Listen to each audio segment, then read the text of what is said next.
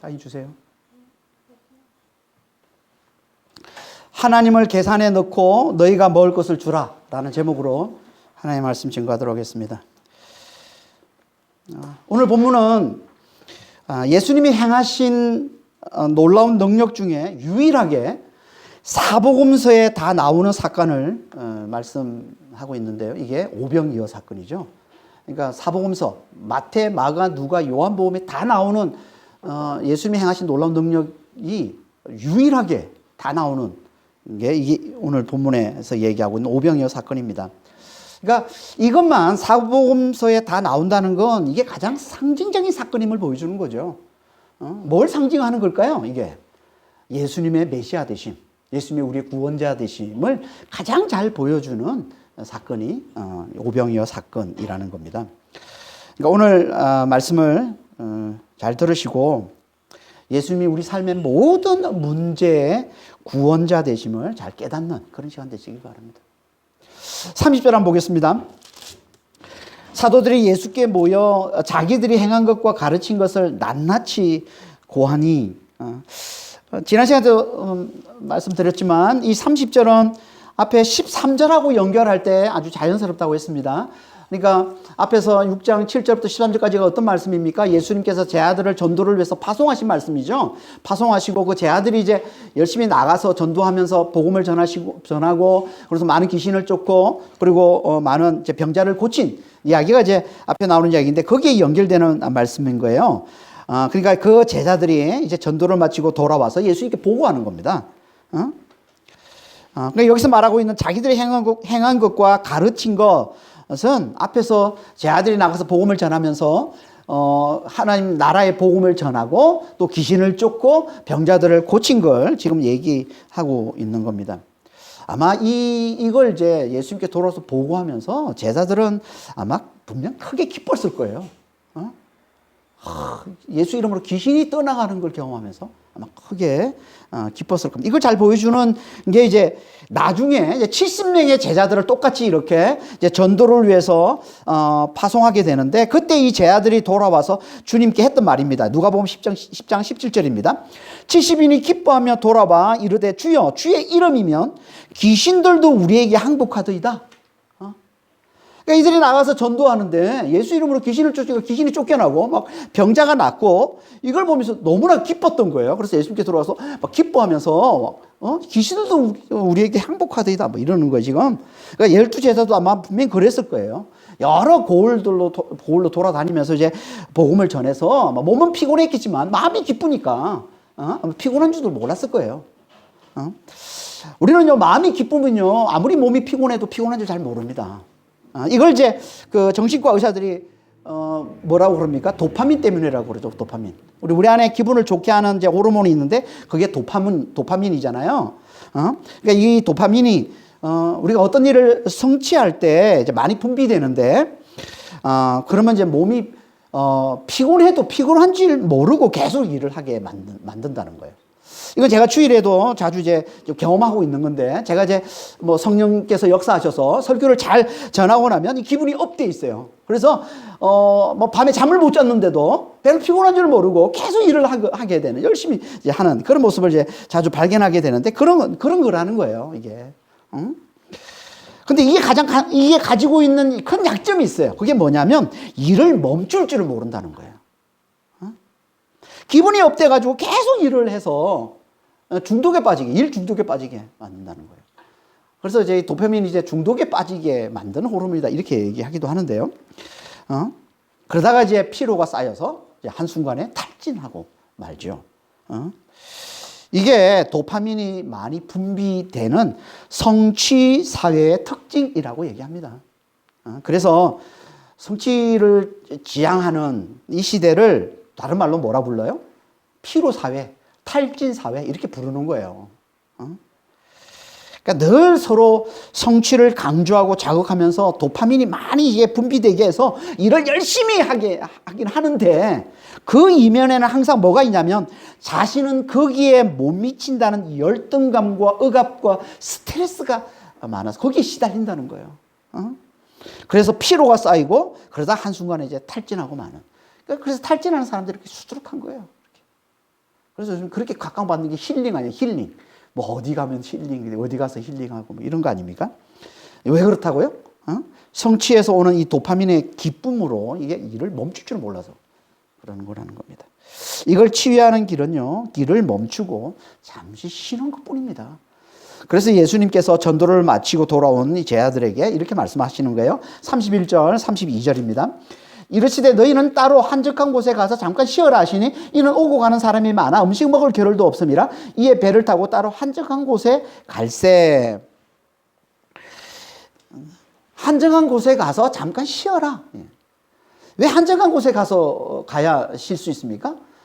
그렇지 않은 사람들이 많은 곳에서는 그러니까 도움을 청하는 사람들이 끊이지 않으니까 쉬기는커녕 밥 먹을 시간도 없는 거예요. 그러니까 도저히 쉴 수가 없는 거죠. 그래서 사람이 없는 곳으로 가라는 거예요. 이게 한적한 곳은 광야와 같은 단어입니다. 에레모스, 광야인데요. 그러니까 사람이 없는 곳을 말하는 거예요. 그러니까 사람이 없는 곳에 가서 쉬라 이렇게 얘기하는 겁니다. 이게 뭘 얘기하는 거예요? 예수님께서 이 말씀을 하실 때 그 속에 담긴 의미가 뭘까요? 첫 번째 두 가지인데요. 하나는 예수님은 제 아들을 너무나 소중히 여기신다는 거예요. 도움을 청하러 오는 사람들도 중요하지만 그보다 더 중요한 게 제 아들이라는 거예요. 제 아들이 탈진하지 않는 거예요. 제 아들이 영혼이 쉼을 얻고 그래서 영혼이 회복되는 거예요. 이걸 예수님은 더 중요하게 여기신다는 거예요. 그래서 지금 사람들을 오는 사람들을 멈추고 사람들이 없는 곳에 가서 제 아들과만 함께 시간을 보내겠다는 거예요. 지금. 그러니까 이 말씀 속에는 제 아들을 향한 예수님의 사랑이 담겨 있는 거죠. 예수님은요 절대 제 아들을 당신의 사역의 소모품으로 여기지 않으세요. 예수님은 하나님 나라의 당신이 그 하나님 나라를 위한 그 큰, 그 거창한 그 사역을 위해서 제 아들을 뭐 그냥 일회용품이나 뭐 소모품으로 그렇게 여기지는 않으세요. 절대 그렇게 다루지 않습니다. 우리 예수님은 당신을 믿고 따르는 제 아들을 너무나 아끼고 너무나 사랑하시고 너무나 위하시는 분이시라는 거예요. 그래서 요한복음 13장 1절에 이렇게 말씀하고 있습니다. 예수께서 세상에 있는 자기 사람들을 사랑하시되 끝까지 사랑하시니라. 사랑하실 때 끝까지, 당신을 믿고 따르는 자들은 끝까지 사랑해요. 이게 무슨 말이에요? 예수님은 절대 그들을 포기하지 않는다는 거예요. 절대 그들을 외면하지 않는다는 거예요. 끝까지 책임지고 끝까지 돌보고 끝까지 위하시는 분, 이분이 예수님이시라는 거예요. 그 안에 하나님의 사랑으로 충만하신 예수님. 그분은 당신을 믿고 따르는 자는 절대 실망시키지 않아요. 당신을 믿고 따르는 자는 절대 포기하지 않아요. 끝까지 책임져 주세요. 끝까지 돌봐주세요. 이게 주님의 마음이에요. 그분을 믿고 따르는 자를 책임져 주시는, 끝까지 책임져 주시는 주님의 마음. 그러니까 정말 이 주님의 마음을 잘 알고 정말 주님을 끝까지 믿고 잘 따르는 자가 되시길 바랍니다. 또 한 가지 이 말씀 속에는요, 사람들이 없는 곳, 한적한 곳에서 주님과만 함께 하는 것, 이게 제대로 쉬는 거라는 거예요, 이게. 그래서 예수님도 한적한 곳에서 기도하셨다라고 말씀하고 있지 않습니까? 우리가 앞에서 1장 35절에서 자세히 우리가 살펴봤죠. 한적한 곳에 가서 기도하시더라. 그러니까 아무도 없는 곳에서 하나님과만 함께하는 거예요. 하나님과 친밀한 사귐을 갖는 것. 그래서 우리 영혼이 회복되는 거예요. 우리가 하나님의 그 생명, 하나님의 생명을 누리면서 거기서 나오는 그 기쁨, 그 평강, 그 안식, 그걸 누리는 거예요. 이게 제대로 쉬는 거라는 거예요, 이게 영혼이 회복되는 건데 이게 제대로 쉬는 거라는 거예요. 그때 비로소 우리는 온전히 회복되어서 진짜 가치 있는 걸 알아보고 그것으로 기뻐하는 자가 된다는 거예요. 다시 말해서 귀신이 항복하는 것으로 기뻐하는 게 아니라 더 가치 있는 걸로 기뻐하는 자가 된다는 거예요. 더 가치 있는 게 뭘까요? 내 이름이 하늘에 기록된 거예요. 이게 누가복음 10장 20절 말씀이잖아요. 귀신이 너에게 항복하는 것으로 기뻐하지 말고 너의 이름이 하늘에 기록된 것으로 기뻐하라 하시니라. 이름이 하늘에 기록됐다. 이게 민표라는 뜻인데 하늘에 기록됐다. 이 말이 무슨 말이에요? 하늘의 생명책에 기록된. 다시 말해서 하나님의 생명을 누리는 자가 됐다는 거예요. 영생을 누리는 자가 됐다는 거예요. 영생을 누리는 하나님의 자녀가 됐다는 거예요. 이것으로 기뻐하라는 거예요. 이게 진짜 기뻐할 거라. 이게 가장 가치 있는 거라는 거예요. 귀신이 너에게 항복하는 거, 예수 이름으로 귀신을 쫓으니까 귀신이 떠나가고, 와, 그래서 귀신이 너에게 항복하는 거, 그건 아무것도 아니라는 거예요, 그거는. 진짜 그걸 보면서, 그런 일을 보면서, 야, 진짜 예수 안에 하나님이 계신 게 맞구나. 야, 정말 예수 안에 하나님 나라가 있는 게 맞구나. 정말 내가 예수를 믿는 이것이 결국은 내가 하나님의 자녀, 하나님의 사랑받는 하나님의 자녀가 된 게 맞구나. 그러면서 내가 하나님의 자녀 된 것으로 기뻐하는 게 이게 진짜 가치 있는, 진정한 기쁨인 것이지, 뭐 우리가 행한 어떤 일로 어떤 일이 나타나고 뭐 그런 것으로 기뻐하는 건 아니라는 거죠. 그걸 말씀하고 있는 거라는 거예요. 그러니까 우리가 이걸 어떻게 회복한다고요? 이게 내 진짜 가치 있는 걸 내가 알아보고 그것으로 기뻐하는, 내가 하나님이 자녀된 것이 진짜 큰 기쁨인 줄 알고 그것으로 제대로 기뻐하려면 어떻게 된다고요? 제대로 쉬는 자가 돼야 된다는 거예요. 제대로 잘 쉬는 자, 한적한 곳에 가서 제대로 잘 쉬는 자가 돼야 된다는 겁니다. 그러니까 예수님은 우리 영혼이 회복되어서 가장 가치 있는, 우리에게 가장 가치 있는 것도 곧 우리가 하나님의 자녀가 된 걸 잘 알아보고 그것으로 기뻐하는 자가 되기를 예수님이 원하신다는 거예요. 그러려면 어떻게 된다고요? 한적한 곳에 가서 잘 쉬어야. 사람이 없는 곳에서 정말 예수님과의 친밀한 사귐을 잘 가져야. 우리는 친밀한 사귐, 한적한 곳에서 친밀한 사귐을 잘 가지고 있습니까? 그게 제대로 쉬는 거란 말이에요. 그게 있어야. 우리가 지금 주님과만, 사람이 없는 곳에서, 한적한 곳에서 주님과 친밀한 사귐을 갖는 가장 좋은 환경이 뭐예요? 가장 좋은 환경이 어디입니까? 이게 주의를 지키는 거예요. 교회에서 주의를 지키고 주일날 교회에 모이는 겁니다. 교회에 함께 하는 거예요. 이게 이 시대에 한적한 곳에 사람이 없는 곳, 하나님과 친밀한 사귐을 가지는 가장 좋은 환경이라는 거예요. 그럼 주일은 예수님이 부활하신 날, 그러니까 예수님이 부활하신 날을 기념해서 안식 후 첫날에 모이는 거지만 그 중심에는요, 안식이 있습니다. 주일에. 그 중심에는 안식의 의미가 담겨 있어요. 다시 말해서 6일간의 수고에서 물러나서 한적한 곳에서 부활하신 주님과 친밀한 사귐을 가지는 것, 이게 주일의 핵심입니다. 부활하신 주님과 친밀한 사귐을 가지는 거예요. 그러니까 우리는 이 주일이 너무나 좋은 환경, 우리가 하나님과 친밀한 사귐을 가지고 예수님과 친밀한 사귐을 가지기 너무 좋은 환경인 정말 이 주일을 잘 지키는 자가 되어야 되는 거예요.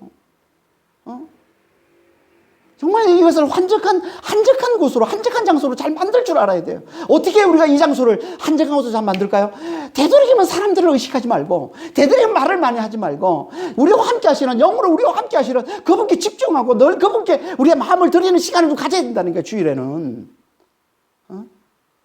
그래야 우리 영혼이 회복되고, 그래야 우리가 진짜 가치를 알아보고, 내가 하나님 자녀된 게, 내가 영생을 누리는 게, 이게 얼마나 가치 있는지, 이걸 제대로 알아보고 그것으로 기뻐하는 자가 된다는 거예요. 우리의 신분을 확인하고, 우리의 새로운 이 정체성, 하나님 자녀된, 이걸 제대로 알아보고, 야, 내가 하나님의 자녀라는 이 기쁨을 누리는, 그런 삶을 우리가 살 수 있는 거예요. 그래야 우리가 세상을 잘 넉넉히 이기는, 하나님의 사랑 안에 잘 거해서 세상을 넉넉히 이기는 삶을 잘 살아낼 수 있는 것이지, 이걸 우리가 놓치고 살아가게 되면, 실제로는 우리 삶 가운데 그냥 잠깐 주어지는 그런 기쁨은 있을지 몰라도 진정한 기쁨을 누리지는 못하는, 그래서 늘 불안해하고 두려워하고 근심하고 염려하며 그게 끊이질 않는 거예요. 그래서 우리는 정말 한적한 곳에서 제대로 잘 쉬는 자가 돼서 우리 영혼이 회복되는, 그래서 하나님이 우리에게 주신 이 진짜 가치 있는 하나님의 자녀된 것, 영생을 누리는 이 가치를 제대로 알아보고 그것으로 기뻐하는 그런 믿음의 사람들이 다 되시기를 바랍니다.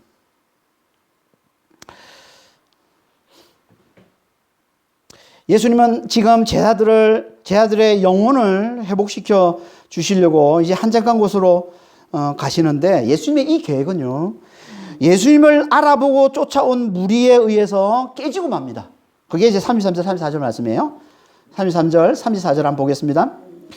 그들이 가는 것을 보고 많은 사람이 그들인 줄 안지라. 모든 고을로부터 도보로 그곳에 달려와 그들보다 먼저 갔더라. 예수께서 나오사 큰 무리를 보시고 그 목자 없는 양 같음으로 인하여 불쌍히 여기사 이에 여러 가지로 가르치시더라. 예수님이 지금 제 아들과 함께 배를 타고 한적한 곳으로 갔는데 이 한적한 곳이 어딜까요? 이곳은요, 가브나움 동쪽에 있는 베세다입니다. 베세다. 그러니까 지금 예수님은 가브나움에서 배를 타고 베세다로 가고 있는데, 근데 예수님 그 배를 타고 제 아들과 배를 타고 가는 걸 무리들이 봤습니다. 예수님인 걸 알아보고는 도보로 예수님이 가시는 그 방향으로 먼저 간 거예요. 베세다로 먼저 간 거예요. 왜냐하면 배가 역풍이 불기 때문에 너무 느리게 간 거예요, 배가. 그러다 보니까 걸어서 간 사람이 베세다에 먼저 도착을 합니다. 가브나움 동쪽의 베세다에. 그들이 먼저 도착해서 예수님을 기다리고 있고, 이제 예수님이 도착을 해서 배에서 나와서 이제 그들을 바라보는데 그들이 목자 없는 양처럼 보였다는 겁니다. 목자 없는 양처럼. 목자 없는 양은요, 지도자가 없는, 또 지도자를 잃은 이스라엘을 상징하는 말입니다. 에스겔서 34장 2절에서 5절입니다. 주 여호와께서 이같이 말씀하시되 자기만 먹는 이스라엘 목자들은 화 있을진저 목자들이 양떼를 먹이는 것이 마땅하지 아니하냐. 너희가 살찐 양을 잡고 그 기름을 먹으며 그 틀을 입되 양떼는 먹이지 아니하는도다. 목자가 없으므로 그것들이 흩어지고 흩어져서 모든 들짐승의 밥이 되었도다. 자기 배만 불리는 거짓 목자 때문에 이스라엘이 망했다라는 말씀을 하고 있는 거예요, 지금. 에스겔 선지자가. 우리가 자기 배만 불리는 이 거짓 목자를 잘 보여주는 인물이 우리가 지난주에 살펴봤는데 누굽니까? 헤로드 왕이죠. 헤로드 왕. 그 전에 헤로드 왕이 잔치라고 그 성대하게 연회를 베풀고는 누구만 초대합니까? 자기가 가까운 사람들, 그 대신들, 그리고 천부장들, 그리고 그 지방의 유지들. 그러니까 소위 부자들, 잘 사는 사람들만 초대해가지고 그냥 배불리 먹는, 백성들은 관심이 없는, 그러니까 백성들의 약탈해서 자기 배만 불리는 그런 형국이잖아요. 그래서 백성들이 굶주리고 헐벗은 그 백성들이 지금 예수님을 쫓아오고 있는, 그걸 보고서 예수님이 하시는 말씀에 목자 없는 양과 같다. 근데 하나님은 이런 목자 없는 양들에게 하나님께서 소망을 주십니다. 목자 없는 양을 돌보고 먹이고 구원하는 참 목자를 내가 반드시 보내겠다라고 하나님이 약속해 주십니다. 이게 에스겔서 34장 23절 말씀이에요. 내가 한 목자를 그를 위해 세워 먹이게 하리니 그는 내 종 다윗이라. 그가 그들을 먹이고 그들의 목자가 될지라. 선지서에 나오는 이 선지자들이 쓴 글, 이 선지서에 나오는 다윗은요 항상 메시아를 상징합니다. 메시아. 그러니까 이 말은 하나님께서 목자 없는 양을 먹이시는 메시아를 보내주시겠다고 약속하시는 말씀인 거예요. 이 약속이 성취되는 말씀이 오늘 본문 말씀인 거죠. 그래서 예수님이 그분께 지금 나온 이 무리를 목자 없는 양으로 보시고는 그들에게 놀라운 능력을 나타내셔서 그들을 배불리 먹이시더라는 거예요. 이게 오병이어 사건인 거예요. 그러니까 오병이어 사건은 예수님이 목자 없는 양을 돌보고 구원하시는 참 목자이심을 보여주는 말씀인 겁니다. 그런데 예수님이 그들을 왜 구원해 주십니까? 그들을 왜 돌보시고 그들을 왜 예수님이 먹이시죠? 예수님이 지금 제 아들을 지금 영혼을 회복시키는 중요한 일을 하러 가시는 거잖아요. 한적한 곳으로. 사람들이 지금 몰려와도 솔직히 그거 외면하고 지금 이것도 중요한 일인데 제 아들을 지금 회복시키는 일도 중요한데 거기에 집중하셔도 되는 거잖아요. 그런데 예수님은 그러실 수가 없으신 거예요, 지금. 왜 그럴까? 왜 그렇습니까? 예수님 안에 이 불쌍히 여기는 마음 때문에. 그게 안 되는 거예요. 불쌍히 여기는 마음 때문에. 여기 불쌍히 여긴다는 이 말은요, 헬라어로 스플랑크니조라는 말인데, 이거는 스플랑크논은 내장이라는 뜻이에요. 내장. 우리 속에 뭐 창자를 비롯해서 뭐 이런 이 내장, 이 내장이라는 뜻인데요. 이게 동사가 되면 내장이 동하는 거예요. 내장이 감동되는 거예요. 내장이 주체를 못하는 거예요. 지금 이 말은 무슨 얘기냐면 예수님께서 목 잡는 양들을 보시고는 그분 속에서 연민이, 이 내장이 동하시는 것처럼 연민이 강하게 일어난 걸 얘기하는 거예요. 그래서 그냥 지나치지 못하시는 거예요. 목 잡는 양을 보면 목자 없는 양들이 당신을 찾아오는 걸 보면 예수님은 그냥 지나칠 수가 없는 거예요. 그래서 그분 안에서 연민이 너무나 강하게 불일 듯 일어나서 그냥 지나칠 수가 없는 거예요. 이게 예수님의 불쌍히 여기심인 거예요. 목자 없는 양을, 당신을 찾고 있는 목자 없는 양을 볼 때, 여러분, 목자 없는 양은요, 목자가 없으면 죽음입니다. 양은 너무나 연약하기 때문에, 양은 힘이 없잖아요. 가장 힘없는 동물이잖아요. 그래서 목자가 없으면 바로 짐승들의 밥이 되는 거예요. 덜들이 밥이 되는 거예요. 그리고 양은 머리도 나빠요. 그리고 시력도 안 좋아요. 그래서 길을 잘 잃어버려요, 양은. 목자가 없으면요, 금방 길을 잃어버립니다. 그러면 짐승의 밥이 되는 거예요, 길을 잃으면. 그리고 게을러요, 양은. 한번 누우면 일어나지를 못해요. 그래서 그렇게 질병에 잘 걸린다고 그래요, 양은. 여러분, 성경에서 누구를 양으로 비유합니까? 우리잖아요. 하나님이 없는 우리를 다 성경에서는 양으로 비유하고 있어요. 그런 존재, 하나님 없이는 우리는 이렇게 너무나 연약한 존재라는 거예요. 금방 덜짐승의 밥이 되고, 금방 길을 잃어버리고, 그래서 금방 게으름에 빠져가지고 그냥 질병에 걸려서 그냥 죽고 마는 그런 너무나 연약한 존재가 우리라는 거예요. 그래서 성경에서 항상 우리를 양으로 비유하고 있는 겁니다. 이런 목자 없는 양이 찾아오면 우리 주님은요, 이 내장이 감동되어서 그분 속에서 이 연민이 불일 듯 일어나서 그냥 지나칠 수가 없으시고 절대 외면하지 못하시고 반드시 그들을 구원해 주신다는 겁니다. 그래서 항상 예수님이 구원하는, 예수님이 구원을 베푸시는 이야기 항상 등장하는 게 뭐예요? 불쌍히 여겨 구원해 주셨다는, 불쌍히 여겨 구원해 주셨다. 마태복음 18장에 보면 1만 달란트 빚진 자를 예수님이 그 1만 달러를 탕감해 주는데, 탕감해 주는 이유가 뭐예요? 불쌍히 여김으로. 스플랑크리죠. 불쌍히 여김으로. 소경 바디메오도 마찬가지. 소경 바디메오도 예수님이 고쳐주시는데 왜 고쳐주세요? 불쌍히 여기서. 나병 환자, 마가복음 1장에 나병 환자도 마찬가지. 불쌍히 여김으로 그 나병 환자를 예수님이 고쳐주시고, 나인성 가부, 그 아들이 죽어서 외아들이 죽으니까 나인성 가부 너무 불쌍히 여기심으로 그 외아들을 살려주시는 이야기가 누가복음 7장에 나오잖아요. 그리고 탕자도 맞아요. 요한복음 15장에 나오는 탕자도 불쌍히 여기심으로 그 탕자를 환대하고 환영하고 다시 아들로 이렇게 세워주시는 그 이야기가 다 불쌍히 여겨 구원해 주신 이야기를 하고 있는 겁니다. 지금도 마찬가지입니다. 주님은요, 목자 없는 양이 당신께 나올 때 불쌍히 여기서 구원해 주시는 거예요. 그러니까 우리가 목자 없는 양, 하나님 없이는, 예수님이 없이는 목자 있는 양임을 잘 알고 주님을 잘 찾는 자가 될 때 우리 주님께서 우리를 보시면서 불쌍히 여기심으로 그건 우리의 목자가 되어주시고 우리를 구원해 주신다는 겁니다. 이게 정말 우리는 목자 있는 양임을, 주님이 없이는, 하나님 없이는 목자 없는 양임을 잘 알고 잘 고백하고, 그래서 주님을 잘 붙들고 의지하는 그런 믿음의 사람들이 다 되시길 바랍니다. 그러니까 구원은 예수님의 불쌍히 여기심에서 나오는 거예요. 불쌍히 여기심에서. 하지만 불쌍히 여기신다고 예수님께서는 바로 놀라운 능력을 나타내 보여주시지는 않습니다. 그 전에 먼저 행하시는 게 있는데 그게 뭡니까? 복음을 가르치는 거예요. 그래서 34절 마지막에 뭐라고 되어 있습니까? 불쌍히 여기사 이에 여러 가지로 가르치시더라. 복음을 가르치는 거예요. 여러 가지로 가르치다는 많은 시간 가르친다는 얘기예요. 그래서 여기 보면 예수님께서 복음을, 그러니까 능력을 나타내시기 전에 먼저 복음을 가르친다는 거, 이걸 우리가 잘 기억해야 됩니다. 우리가 앞에서 계속 살펴봤죠. 예수님 우선하는 게 뭐예요? 항상 예수님은 더 중요하게 여기시는 게 뭐냐? 복음을 가르치는 거예요. 1장에서 예수님께 천국 복음을 선포하시면서 제일 먼저 복음을 전할 때 회당에 들어가서 말씀을 가르치잖아요.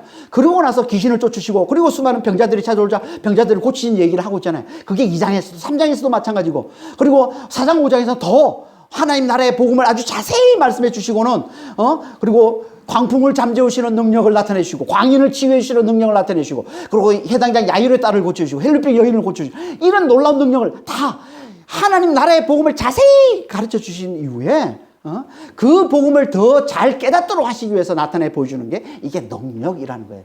놀라운 능력. 그러니까 예수님은 항상 복음을 가르치는 게 우선인 거예요. 이게 더 중요하게 여기시는 거예요. 솔직히 복음을 깨닫지 못하고 능력을 경험하는 건요, 의미가 없습니다. 그러니까 잠시 예수님이 능력을 행하시면서 고침 받을 수 있는 병이 날 수는 있어요. 하지만 그거는 잠시일 뿐이죠. 다시 원래대로 돌아가고 마는 거예요. 복음을 제대로 깨닫지 못하면. 그래서 예수님은 항상 복음을 깨닫는 걸 우선하시는 거고 그걸 더 중요하게 여기시는 겁니다. 지금도 예수님은 복음 깨닫는 거, 그걸 더 중요하게 여기시는 거예요. 그래서 예수님이 불쌍히 여기서 여러 가지로 복음을 가르치시는데 이걸 아주 중요하게 여기고 가르치셨다는 거예요. 그래서 예수님이 시간 가는 줄 모르고 가르쳤다라고 얘기하고 있습니다. 그게 35절 36절이에요. 시간 가는 줄 모르고 가르치신 거예요. 때가 저물어 가며 제 아들이 예수께 나와 여짜오되 이곳은 빈들이요 날도 저물어 가니 무리를 보내어 두루 촌과 마을로 가서 사 먹게 하옵소서. 때가 저물어 간다는 말은 직역하면 그 헬라 원어를 직역하면 많은 시간이 지나갔다 이런 말이에요. 시간이 많이 지나갔다. 그러니까 예수님이 지금 얼마나 가르침에 집중하고 있는지를 잘 보여주는 말씀이에요. 그러니까 많은 시간이 지나. 그러니까 지금 그 복음에 집중하셔서 시간 가는 줄 모르고 지금 계속 복음을 전하고 계신 거예요. 해가 저물 때까지 지금. 요즘에 이렇게 설교하면 욕먹죠. 많은 시간을 들여서 복음을 가르친다? 그러면 욕먹잖아요, 지금은. 요즘 왜 이렇게 설교 시간이 더 짧아지고, 저도 최대한 짧게 하려고 하는데도, 보면 더 짧아지고. 옛날에는 다 40분 넘게 설교를 하고, 요즘은 30분 설교가 보통 다 30분이니까, 더 줄여야 될 것 같아, 지금. 많이 줄였다고 생각하는데도 막 더 줄여야 될 것 같아. 그러니까 예수님과는 안 맞는 거예요. 예수님은 복음에 집중하셔서 계속 복음을 전하셨어요. 해가 저물 때까지 복음을 전하셨다고 하는데, 그러니까 보다 안 돼서 제 아들이 말리는 거 아니에요, 지금. 해가 저무니까 제 아들이 말리는 거예요. 뭐라고 말려요? 무리들을 보내소서, 그들을 가까운 마을들로 보내서 음식을 사 먹게 하소서. 예수님이 계속 복음에만 집중해서 가르침만 계속 하고 있으니까 제 아들이 나서서 예수님께 말리는 거예요. 지금 해가 졌습니다. 무리를 보내세요. 가까운 마을도 지금 다 배가 고파 있는데 말씀이 들어갑니까 지금? 그러고 있는 거죠 지금. 빨리 보내서 가까운 마을 들어가서 사 먹게 하고 돌아가게 하세요. 이런 말이에요 지금 제 아들은. 근데 이런 제자들에게 예수님은 너무 지금 황당한 말씀을 주시죠. 이게 37절 말씀이에요. 너무 황당한 말씀을 주십니다. 대답하여 이르시되 너희가 먹을 것을 주라 하시니 여짜오되 우리가 가서 200데나리의 떡을 사다 먹으리까? 너희가 먹을 것을 주라. 아니 지금 이렇게 많은 사람들이 있는데 여기 보면 나중에 44절에 떡 먹은 사람이 몇 사람이라고 그래요? 5,000명, 남자만 5,000명, 장정 남자만 5,000명이에요. 그러니까 어린아이를 포함 안 시키고 여자도 포함 안 시킨 거예요. 다 포함시키면 10,000명이 훨씬 넘겠죠. 너무 많은 무리들인데 지금 그들이 지금 앞에 있는데 지금 예수님이 지금 제 아들에게 그러는 거예요. 너희가 먹을 것을 주라. 그래서 이 말을 듣고 제 아들이 어떻게 반응을 했다고요? 200데나리온의 떡을 사다가 먹이니까? 200데나리온은요. 당시에 1데나리온은 노동자의 하루 품삯이에요. 요즘은 한 10만 원 정도 되죠. 200데나리온이면 한 2천만 원 정도 되는 거예요. 한 8개월치 품삯인 거예요. 엄청난 양입니다. 엄청난 돈인 거예요. 그런 돈을 들여도 못 먹인다는 거예요. 이 많은 사람들을 지금. 그러니까 이 말은 지금 무슨 말이에요? 우리가 그들을 먹이라뇨. 다 먹이려면 지금 2천만 원이 있어도 안 되는데 어떻게 그런 말씀을 하세요? 이런 거잖아요. 그럼 말이 안 됩니다. 이러고 있는 거예요, 지금 제 아들이 예수님께. 누가 이런 말을 했을까요?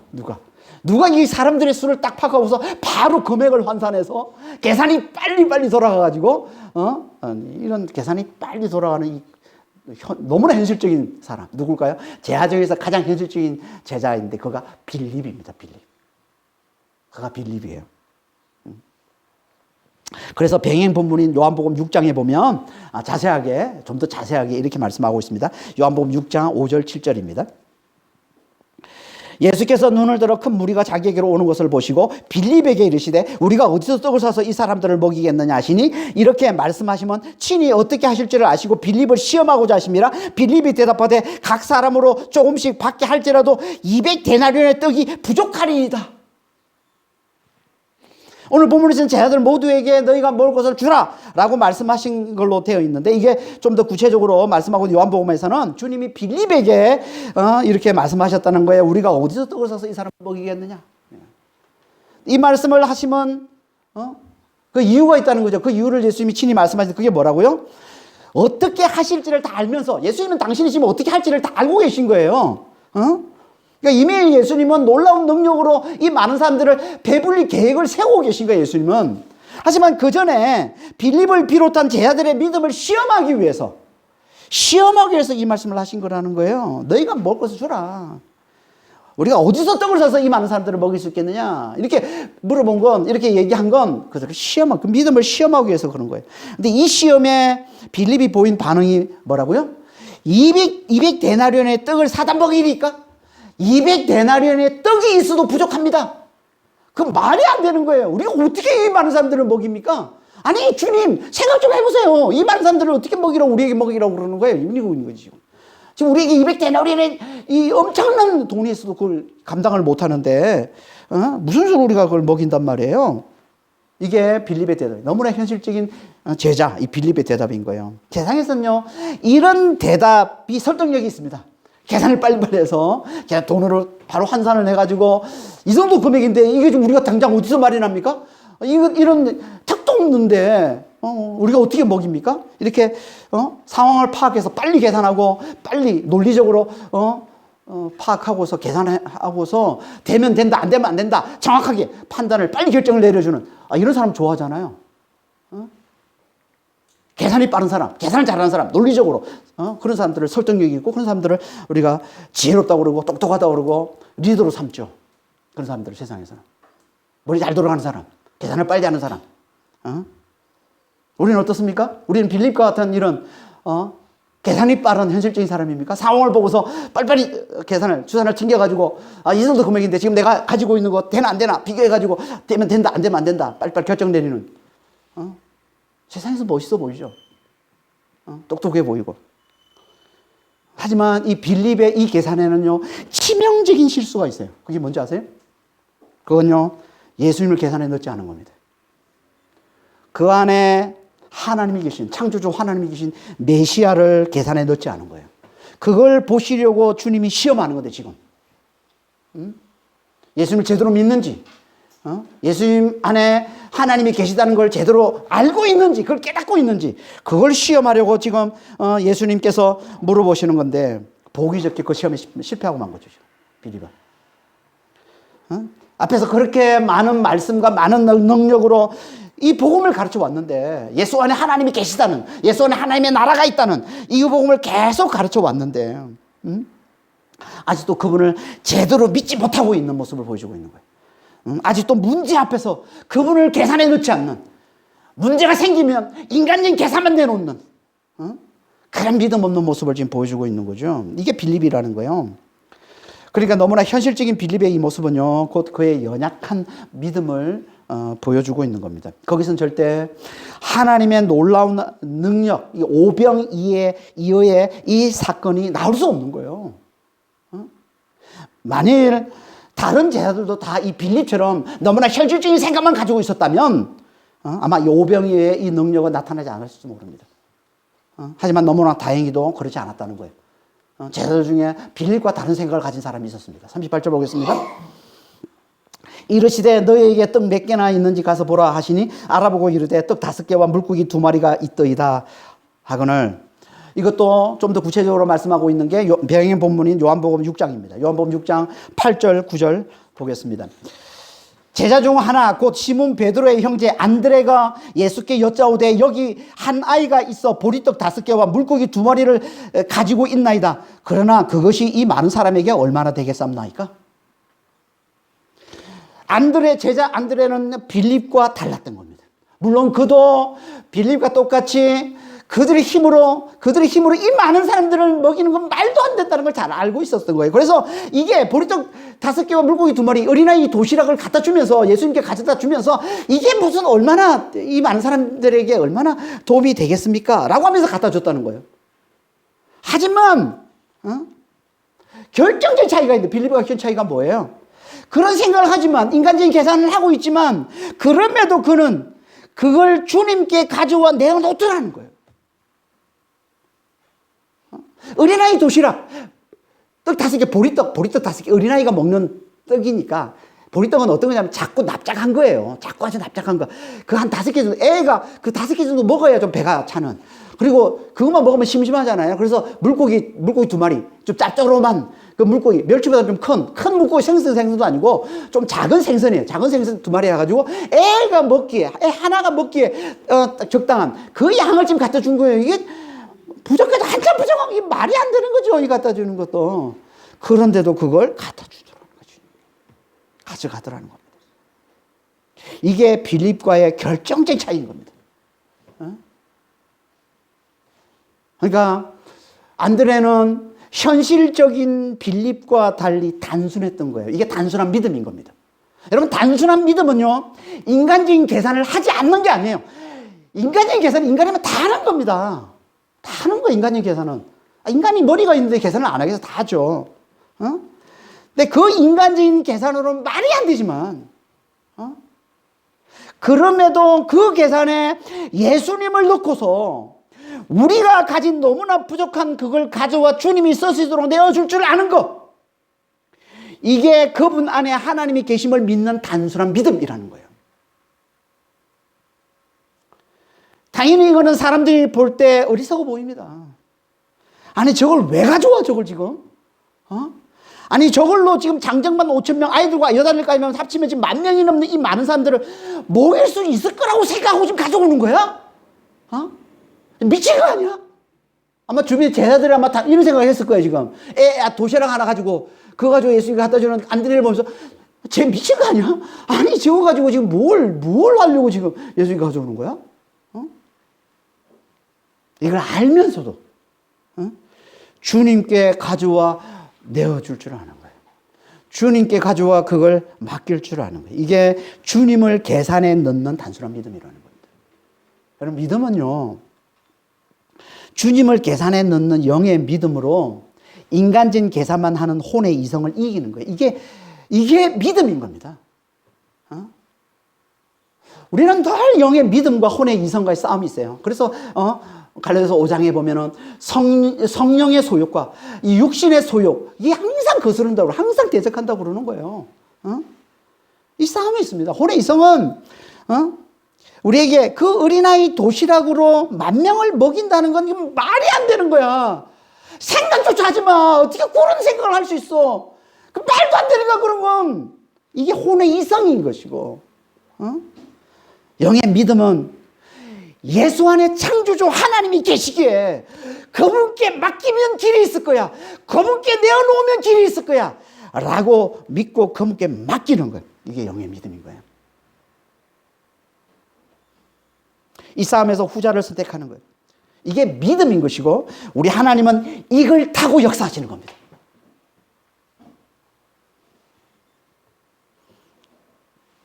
지금도 우리 안에 늘 이 싸움이 있습니다. 우리 안에. 빌립처럼 인간적인 계산을 앞세우는 혼의 이성과 안드레처럼 하나님을 계산에 넣는 영의 믿음의 싸움. 다시 말해서 내가 가진 거 지금 너무 부족한 것 없어. 나는 지금 뭘 해도 안 돼. 그러니까 내 인생은 실패한 거야. 나는 완전히 실패한 인생을 산 거야. 지금 이제 내 눈에 보이는 거, 그거 가지고 모든 걸 다 판단하고, 그거 가지고 그걸 계산하는 거야. 눈에 보이는 것만 가지고. 뭘 해도 안 되는 내 모습 보고, 내가 가지고 있는 너무 초라한 것만 보고, 보잘것없는 나의 모습만 보고, 늘 끊임없이 세상에 다른 사람들과 비교하면서 나의 이 부족함만 보고서 나를 판단하고 내 인생을 판단하고 하는, 이게 혼의 이성인 거죠.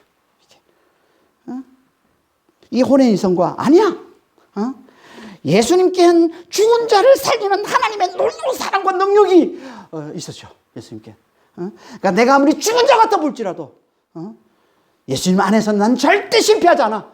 나는 반드시 승리할 거야. 아니, 나는 이미 승리한 자야.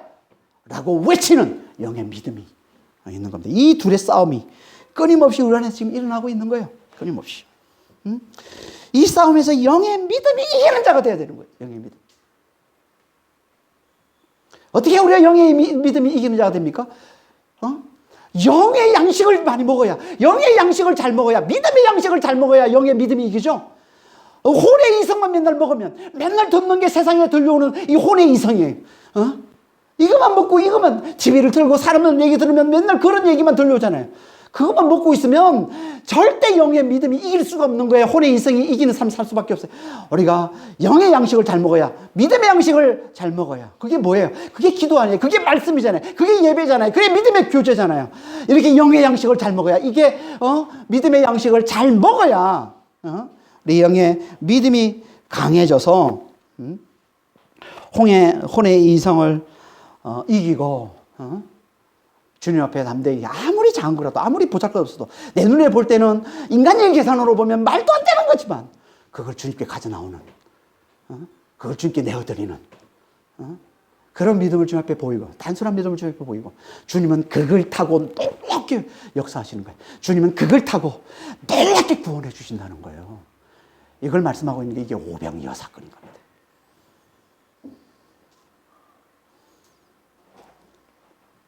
39절에서 44절입니다. 제 아들에게 명하사 그 모든 사람으로 때를 지어 푸른 잔 뒤에 앉게 하시니 때로 100명씩 또는 50명씩 앉은지라. 예수께서 떡 5개와 물고기 2마리를 가지사 하늘을 우러러 축사하시고 떡을 떼어 제 아들에게 주어 사람들에게 나누어 주게 하시고 또 물고기 2마리도 모든 사람에게 나누심에 다 배불리 먹고 남은 떡 조각과 물고기를 12바구니에 차게 거두었으며 떡을 먹은 남자는 5,000명이었더라. 예수님께서 50명, 100명씩 짝을 지어서, 때를 지어서 푸른 잔디에 앉게 하십니다. 푸른 잔디. 푸른이라는 이 단어가 마가복음에 나오는데요. 이 단어는 뭘 연상합니까? 시편 23편 1절, 2절 말씀을 연상하죠. 여호와는 내게 부족함이 없으리로다. 그가 나를 푸른 초장과 쉴만한 물가로 인도하시는도다. 지금 이 예수님 이 푸른 잔디라는 이 단어를 통해서 지금 시편 23편 1편 하나님께서 우리를 배불리시는 쉴만한 물과 푸른 초장으로 인도하심을 보여주고 있는 겁니다. 그리고 하늘을 우러러 축사하시고, 축사라는 말은 찬양, 감사 이런 뜻입니다. 여기 축사는 귀신을 쫓는 걸 얘기하는 게 아니에요. 찬양하는 거예요. 감사, 하나님 높이는 거예요. 여러분, 감사는요, 하나님이 여기 계심을, 다시 말해서 하나님이 지금 이 모든 상황을 지켜보고 역사하심을 강하게 인정하는 적극적인 믿음인 겁니다. 이게 감사예요. 하나님이 여기 계시다는, 이 모든 상황을 지켜보시고 역사하시고 개입하시고 역사하신다는 걸 강하게 인정하는 적극적인 믿음, 이게 감사예요. 이렇게 감사하고는 어떻게 하십니까? 예수님께서 떡을 떼어서 제 아들에게 주어 사람들에게 나누어 주게 하셨다라고 얘기합니다. 이게 예수님이 말씀하신 너희가 먹을 걸 주라라는 뜻이에요. 그러니까 이 말은 무슨 말이냐면요, 아무리 가진 게 어린아이 도시락 같은 너무나 보잘것없고 너무나 부족한 거라도 그걸 먼저 주님께 내어놓고 주님의 인도하심을 쫓아서 사람들에게 나눠주는 것, 이게 주님이 말씀하신 너희가 먹을 걸 주라라는 뜻이에요. 그러면 그걸 타고 주님께서 놀랍게 역사하셔서 당신의 백성들을 다 구원해 주신다는 겁니다. 그래서 그들이 다 배불리 먹고 남은 조각을 거두니 12바구니가 됐다라고 말씀하고 있습니다. 12는요, 성경에서 12는 하나님의 백성을 상징한다고 그랬습니다. 12지파, 12사도 다 12는 하나님의 백성을 상징하는 거예요. 그러니까 이건 곧 하나님의 백성을 구원하는, 하나님의 백성을 다 구원하는 이야기임을 보여주고 있는 겁니다. 그러니까 예수님이 지금 한적한 곳 광야에서 목자 없는 양 5,000명을 오병이어로 배불리 먹이신 이 구원은 마치 출애굽 때 하나님이 광야에서 방황하던 이스라엘 백성들을 만나로 배불리 먹이신 놀라운 구원과 같은 거라는 거예요. 하나님이 그렇게 당신 백성들을 구원하신 것처럼 그렇게 똑같이 또다시 당신 백성들을 구원하러 오신 분, 이분이 예수님이시라는 거예요. 그래서 이게 예수님의 메시아 되심을 가장 잘 보여주는 이야기라고 얘기하는 거예요. 이스라엘 사람들에게 가장 유명한 이야기가, 하나님의 구원을 가장 나타내 보여주는 이야기가 이 출애굽 이야기인데, 출애굽에 이스라엘 백성들을 구원해 주신 이야기인데, 그걸 다시 나타내 보여주신 이야기가 오병이어, 광야에서 장정만 5,000명을 오병이어로 배불리 먹이시고 구원해 주신 이야기. 예수님의 메시아 되심을 가장 확실하게 잘 보여주는 이야기라는 거예요. 네. 하지만 이건 실상이 아닙니다. 만나로 그 광야의 이스라엘 백성들을 다 배불리 먹이시고 또 오병이어로 이 광야에서 5천 명을 다 배불리 먹이신 이 사건, 이 이야기는 실상이 아니에요. 그래서 이걸 뭐라고 불러요? 표적이라고 부르는 거예요. 표적. 요한복음 6장 14절입니다. 그 사람들이 예수께서 행하신 이 표적을 보고 말하되 이는 참으로 세상에 오실 그 선지자라더라. 표적이 뭐라고요? 실상을 가리키는 사인이라고 그랬습니다. 표적은 사인이에요. 실상을 가리키는 사인이에요. 그러니까 이 표적을 보고 실상을 믿으라고, 실상을 깨달으라는 거예요. 실상. 이 실상이 뭡니까? 그게 이 표적이 가리키는 실상이 뭐예요? 예수를 먹어야 영생을 얻는다는 거예요.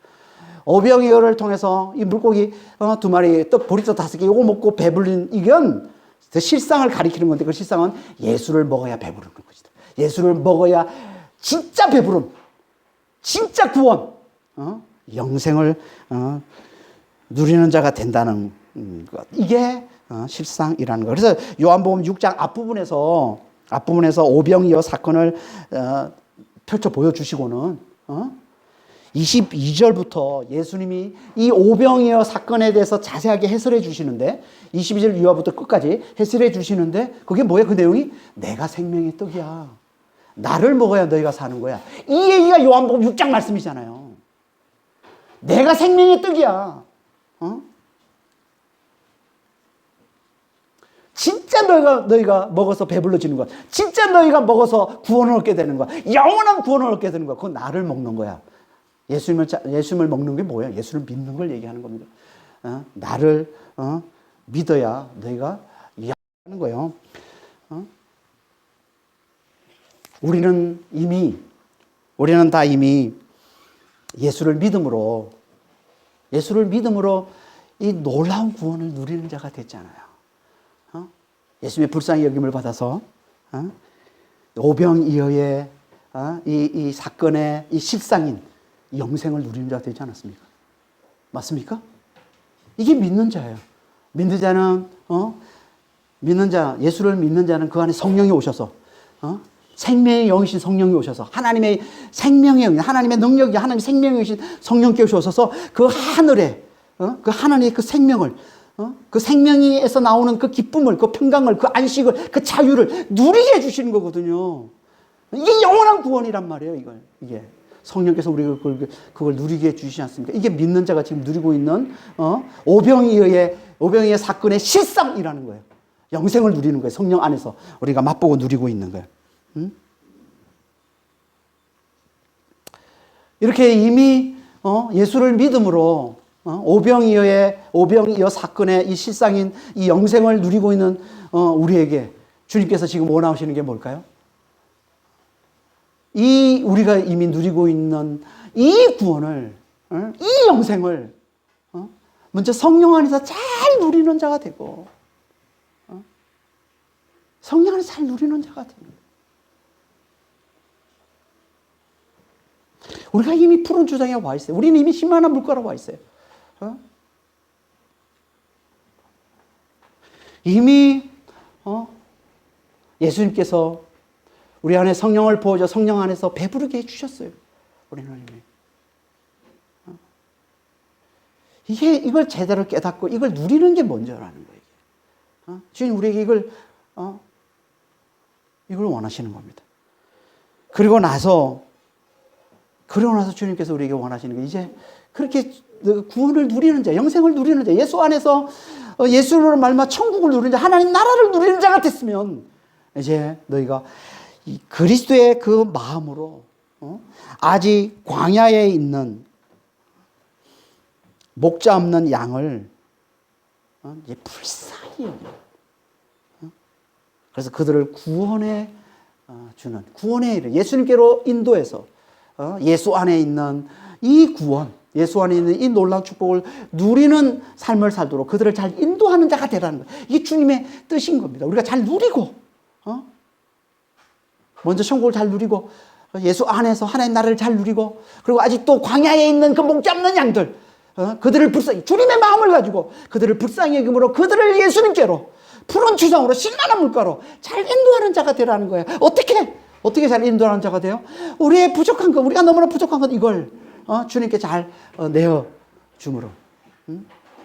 우리의 영의 믿음이 강해져서 기도와 말씀으로 우리의 영의 믿음이 강해져서 혼의 이성을 이기는 이 영의 믿음이 강해져서 우리가 가지고 있는 너무나 부족해 보이고 오병이어 같고 물고기 아무것도 아닌 것 같은 이것 가지고 주님께 잘 내어드림으로 주님께서 그걸 가지고 그 목 잡는 양들을 배불리 먹이시는 이 놀라운 구원을 가져다 줄 수 있는 통로 역할을 하기를 주님이 원하시는 거예요. 그게 너희가 먹을 걸 주라는 거예요. 하나님을 계산에 넣고 너희가 먹을 걸 주라는 겁니다. 우리의 작은 재능, 우리의 작은 시간, 물질, 건강, 이런 것들, 이 작은 것 보잘것없어 보이면 아무것도 없어 보이지만 이걸 주님께 내어드리면 주님께서 그걸 가지고 오병이어 사건의 이 기적의 이 놀라운 구원을 주님께서 펼쳐 보여주신다는 겁니다. 이게 주님께서 원하시는 제자의 삶이라는 거예요. 그러니까 먼저 우리가 주님 안에서 얼마나 놀라운 구원을 받은 자임을 잘 깨닫고 성령 안에서 제발 좀 잘 깨닫고 이제 주님의 마음을 품고 아직도 지금 광야에 있는 목 잡는 양들이 얼마나 많아요 주변에.